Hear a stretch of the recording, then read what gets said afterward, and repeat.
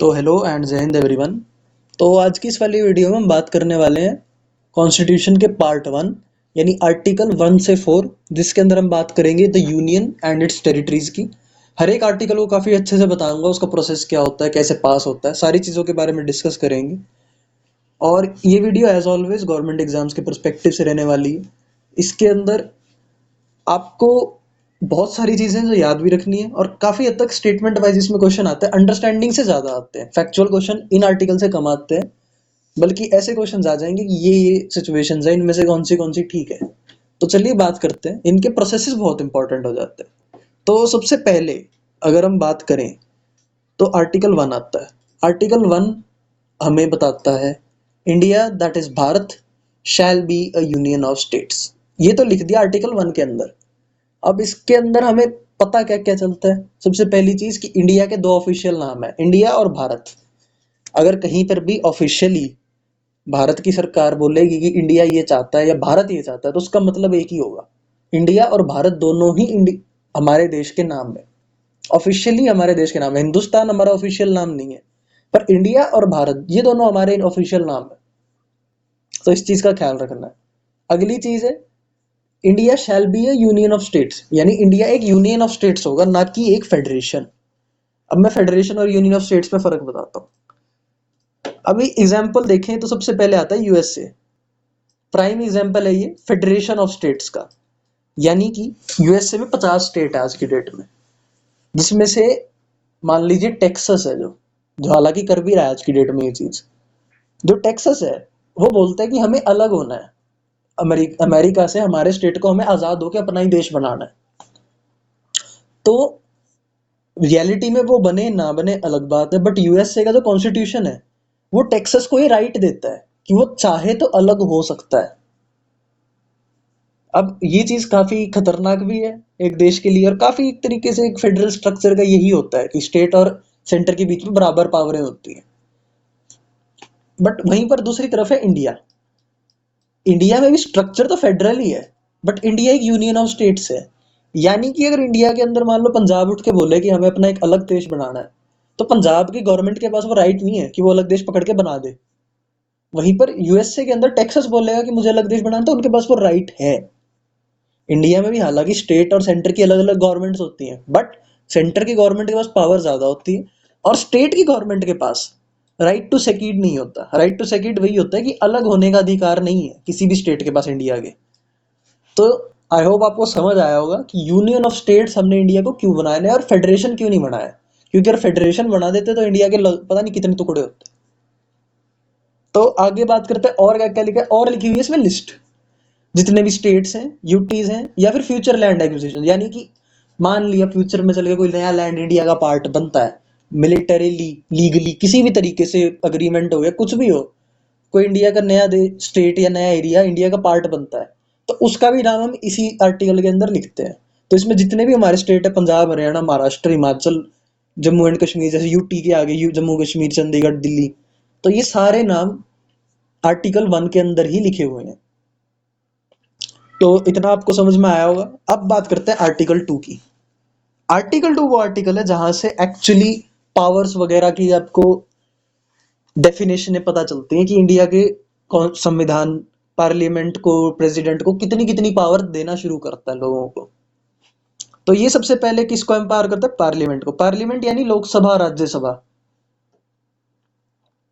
To admit into union और establish new states. यानी कि आर्टिकल 2 वो आर्टिकल है जो हमें अधिकार देता है, सर, हमारे पार्लियामेंट को अधिकार देता है कि तुम कोई और नया स्टेट बना सकते हो इंडिया के अंदर ही, और कोई नई टेरिटरी भी इंडिया के अंदर डाल सकते हो। अब इसका मैं आपको एग्जांपल देके समझाता हूँ। ये हमारी former prime minister Indira Gandhi, और ये हैं सिक्किम के एम्परर, जो पुराने टाइम पे 1975 से पहले एम्पायर ऑफ सिक्किम होता था, और 1975 में एम्पायर ऑफ सिक्किम को लीगली वहां के राजा ने और हमारी प्राइम मिनिस्टर ने साइन करके इंडिया का एक स्टेट बना दिया था। अब इसका क्या मतलब हुआ कि सिक्किम ऑफिशियली इंडिया की टेरिटरी का पार्ट बन गया। हालांकि जब इंडिया आजाद हुआ था उस टाइम पे इंडिया का पार्ट नहीं था सिक्किम, बट बाद में सिक्किम को हमने इंडिया का एक स्टेट भी बनाया। आज की डेट में आप देखते हो तो सिक्किम एक इंडिया का स्टेट है। तो इसका क्या मतलब हुआ कि हम कोई भी टेरिटरी जो इंडिया का पार्ट नहीं है, बट इन फ्यूचर हम उसे इंडिया का पार्ट बना सकते हैं। यानी कि सिक्किम जैसे 1975 से इंडिया का पार्ट नहीं था, बट हमने 1975 में सिक्किम को अपना पार्ट बना लिया। वो इसी आर्टिकल के थ्रू बनाया था। अब इस आर्टिकल के थ्रू बना तो लिया, बट इस आर्टिकल के थ्रू हमने बनाया कैसे, तरीका क्या था? तो सबसे पहले आता है पार्लियामेंट के अंदर कोई भी मेंबर ऑफ पार्लियामेंट खड़ा होगा और एक ऑर्डिनरी बिल प्रेजेंट करेगा कि ये बिल है। अब उसको ऑर्डिनरी बिल क्यों कहेंगे? कि जो भी बिल पैसे या फाइनेंस से रिलेटेड नहीं होता उसे हम ऑर्डिनरी बिल ही कहते हैं। तो ऑर्डिनरी बिल प्रेजेंट होगा और वो ऑर्डिनरी बिल सिंपल मेजोरिटी से पास होगा। अब सिंपल मेजोरिटी का क्या मतलब होता है? तो अब सिंपल मेजोरिटी से उसको में पास करना होगा। सिंपल मेजोरिटी का मतलब है at least 50% of present and voting. अब 50% ऑफ प्रेजेंट एंड वोटिंग का क्या मतलब हुआ? मान लो कि 100 बंदे हैं जो पार्लियामेंट में आए हैं, प्रेजेंट है, बाकी एब्सेंट है, तो एब्सेंट वालों को तो हम वैसे भी काउंट ही नहीं करेंगे। प्रेजेंट है 100। अब 100 में से 20 बोलते हैं जी हम तो वोट ही नहीं कर रहे। कर लो, क्या करोगे? ना उन्होंने हाँ करी ना उन्होंने ना करी, बट उसी बिल के ऊपर 80 बंदों ने करी वोटिंग। अब अगर 80 में से 40 या उससे ज्यादा लोगों ने हाँ कर दी तो बिल हो जाएगा पास। अब इसका यही मतलब है at least 50% of present and voting से सिंपल मेजोरिटी होती है पास। तो 40 या उससे ज्यादा, 40 मिनिमम, कम से कम 40 भी होंगे तो भी चलेगा। जितने लोग आए हैं और जितने लोगों ने वोट किया है उनमें से कम 50% का वोट होना चाहिए। तो ऑर्डिनरी बिल आएगा, सिंपल मेजोरिटी से पास होगा। मान लीजिए लोकसभा में बिल इंट्रोड्यूस हुआ तो लोकसभा से फिर राज्यसभा में जाएगा। राज्यसभा में भी अगर 50% लोगों ने पास कर दिया तो उसके बाद प्रेसिडेंट के पास जाएगा, प्रेसिडेंट ने साइन करे और हमारी टेरिटरी में एक नया स्टेट ऐड हो गया। जैसे इस केस में हम सिक्किम की बात कर रहे हैं। अब इसमें क्या होता है कि कॉन्स्टिट्यूशन में अमेंडमेंट करने की जरूरत नहीं है। ये अमेंडमेंट का क्या मतलब होता है कि हम संविधान में छेड़छाड़ नहीं कर रहे। हालांकि इसको और आगे बताएंगे हम आर्टिकल 4 के अंदर कि क्या है कैसे है। बट अगर हमें एडमिट करना है, यानी कोई टेरिटरी नहीं डालनी, मैंने सिक्किम हमने अपने अंदर डाला तो हमें सिर्फ सिंपल मेजोरिटी से पास करने की जरूरत थी। बट अगर हमने कोई टेरिटरी किसी को देनी है, जी हाँ, देने की भी प्रावधान है हमारे कॉन्स्टिट्यूशन में। तो इसका अगर हम देखें, लैंड बाउंड्री एग्रीमेंट इंडिया और बांग्लादेश का, इसके अंदर रिसेंटली भी कई सारी चीजें हुई हैं इसी के आधार पर। 2015 के अंदर ही इसको हमने खत्म किया, अभी 6 जून 2015 में, जिसके अंदर हमने एक्सचेंज करे हैं। यानी कि हमने अपनी टेरिटरी भी दी है बांग्लादेश को और बांग्लादेश से भी कुछ टेरिटरीज लिए हैं, जिसमें हमने 162 एनक्लेव लिए हैं। 162 एनक्लेव का एक्सचेंज हुआ है, जिसके अंदर से हमने 111 एनक्लेव बांग्लादेश को दिए हैं। अब वहां पे हमने एडमिट की तो बात कर ली कि हम अपने देश के अंदर अगर हमें एडमिट करना है तो सिंपल मेजोरिटी 50% है, पास करो, हो जाएगा फटाफट। बट अगर हमें कोई चीज देनी है दूसरे किसी देश को, यहाँ भी जैसे हमने 111 बॉर्डर एनक्लेव बांग्लादेश को दिए हैं और 51 लिए हैं, तो लेने के टाइम पे तो हमने मान लो 50% मेजोरिटी से पास कर दिया। बट अगर हमें कोई चीज देनी है किसी देश को तो उसके अंदर हमें बिल पास करना पड़ेगा स्पेशल मेजोरिटी से। अब स्पेशल मेजोरिटी का क्या मतलब होता है? Not less than 2/3।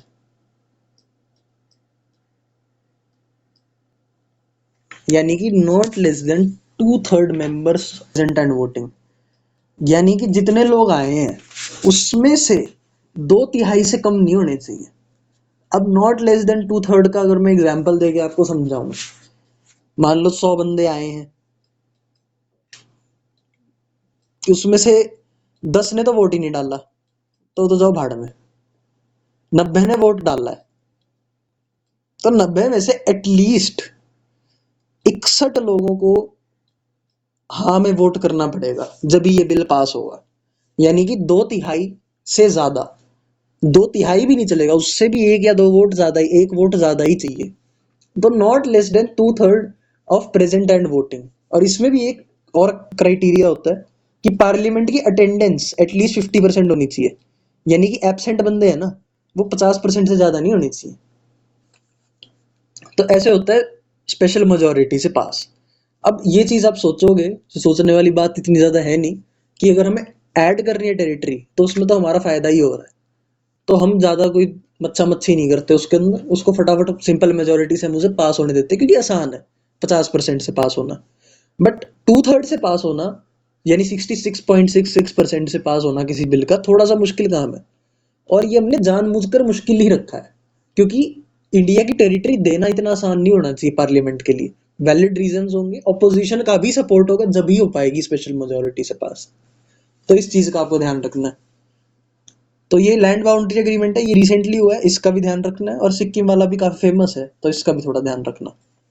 अब यहाँ पे बात हो गई आर्टिकल 2 की, जिसके अंदर हमने देखा कि एक टेरिटरी को इंडिया के अंदर ऐड कैसे करते हैं, और इंडिया को अगर किसी को अपनी टेरिटरी देनी भी है, जैसे हमने बांग्लादेश को दिए थे 111 एनक्लेव, तो भी हमें क्या करना पड़ता है। अब आर्टिकल 3 क्या होता है, ये बात करता है कि हमारे पार्लियामेंट को पावर देता है कि वो किसी भी स्टेट का नाम, उसकी सीमा रेखा, या फिर उस पूरे स्टेट को भी बदलने का अधिकार देता है, या उसके एरिया या फिर उसकी बाउंड्री को चेंज करने का अधिकार देता है।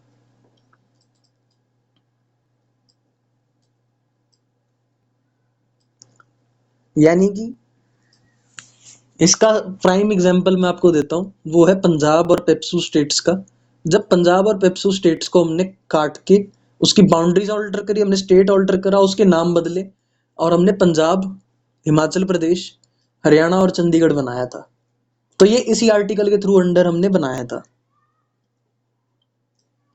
तो ये आर्टिकल पार्लियामेंट को पावर देता है कि किसी स्टेट का नाम बदलना, जैसे केरला है अभी, उसका नाम हमने बदल के केरलम रखा है, एमेंड में लगा दिया हमने उसका, तो वो पावर भी पार्लियामेंट को आर्टिकल 3 ही देता है।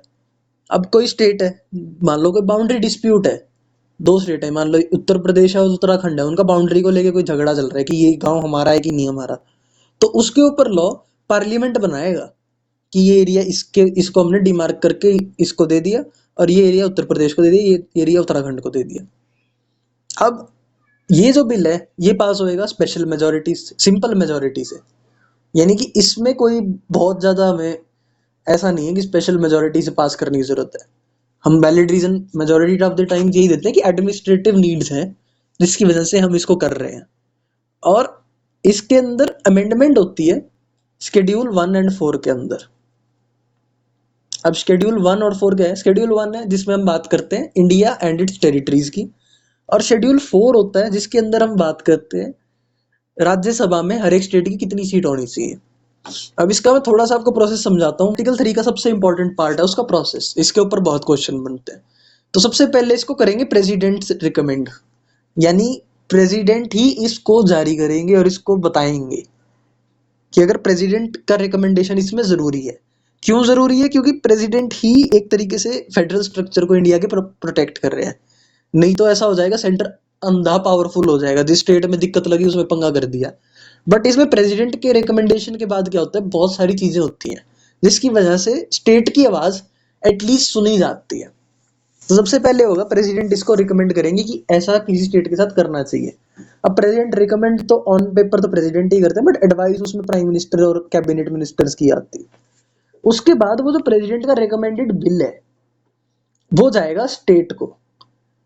मान लो अगर हमने जैसे भी केरला का एग्जांपल लेते, केरला के नाम बदलने की बात थी, तो सबसे पहले वो बिल जाएगा केरला की विधानसभा में, यानी केरला की लेजिस्लेटिव असेंबली में।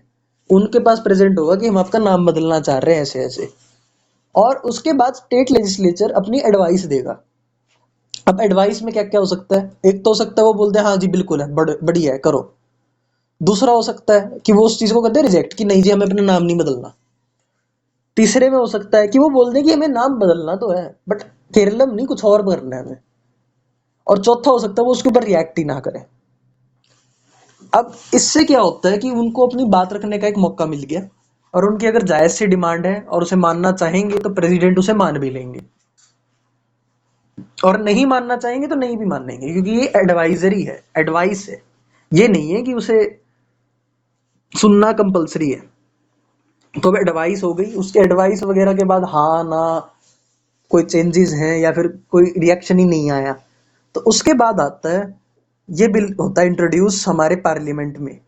लोकसभा या राज्यसभा कहीं पे भी इंट्रोड्यूस हो सकता है। उसके बाद आएंगी सिंपल मेजोरिटी से पास होगा।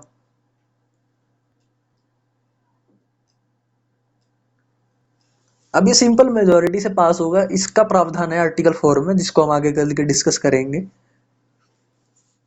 तो इस वजह से बिल होगा पास। अब इसमें जो स्टेट गवर्नमेंट ने जो बात बताई है वो मान भी सकता है पार्लियामेंट, ऐसा भी है कि वो नहीं भी मान सकता, वो उनकी इच्छा है।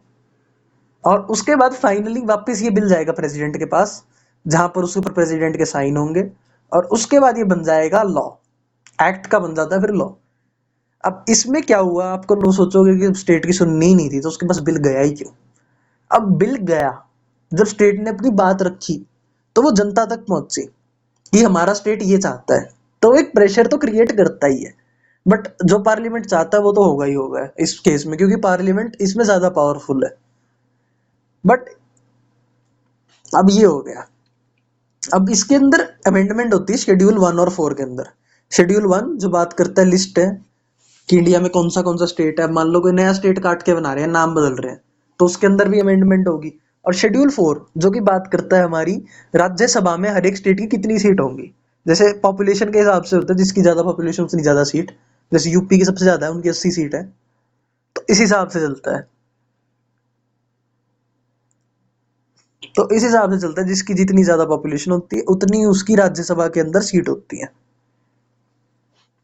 तो अब बात करते हैं आर्टिकल 4 की। आर्टिकल 4 वो आर्टिकल है जो आर्टिकल 3 को पावर देता है कि आप शेड्यूल 1 और 4 के अंदर अमेंडमेंट कर दोगे, पर उसे हम कॉन्स्टिट्यूशनल अमेंडमेंट एक्ट के अंदर काउंट नहीं करेंगे।